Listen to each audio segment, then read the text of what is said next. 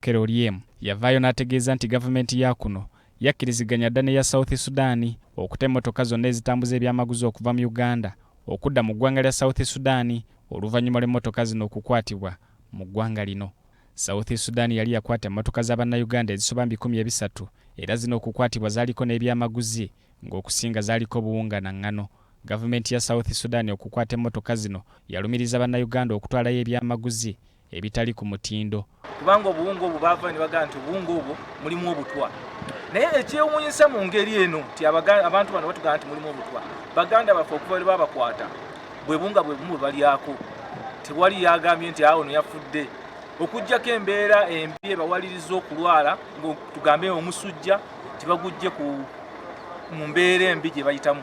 Mu mbeera eno abasuubuzi abavuga emmotoka zino ezigenda mu ggwanga lya South Sudan nga bayita mu kibiina ekibagatta ekya Regional Heavy Truck Drivers Association bategeezezza nti wakyaliwo emmotoka ezisoba mu 7 ezikyakwatiddwa mu ggwanga lya South Sudan nga mu kiseera kino tebamanyi kyakuzzaako. Emmotoka zino zaakwatibwa kati kitutte omwezi nga ziri mu kifo kimu.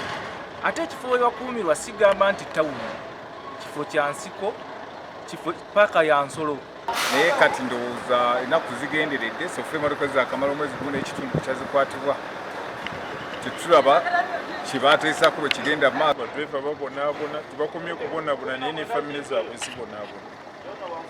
Naye ate baminisita bakeera ku makya ne bagamba nti emmotoka baazitadde. Ssentebe w'abasuubuzi bano Hassan Musisi ategeezezza nti wadde nga bagezezzaako okutegeeza abakulu abakwatibwako ensonga wano mu Uganda, bannaabwe bangi bafiiriziddwa ebitagambika nga n'ebyamaguzi ebyali bitwalibwa byayonooneka dda.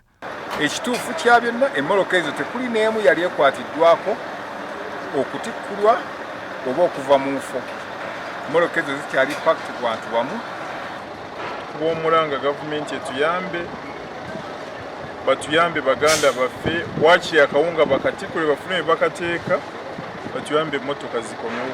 Amani Byalugaba nga y'omu ku bakolera mu ggwanga lya South Sudan ategeezezza nti banne bangi bafunye obuzibu mu ggwanga lino omuli n'okulwala awatali kufuna bujjanjabi nga n'abasinga obungi amaka gaabwe gaasasika dda. Bano basibye gavumenti z'amawanga agali mu mukago gwa East Africa okulaba nga bakola ku tteeka erikkiriza ebyamaguzi okukeberebwa omulundi ogumu nga tebiddamu kukeberebwa oluvannyuma lw'okuyingira mu nsi endala. Zubairi Luwalira, BBS Telefayina, Gambuuze. Kakati ensonga z'abasuubuzi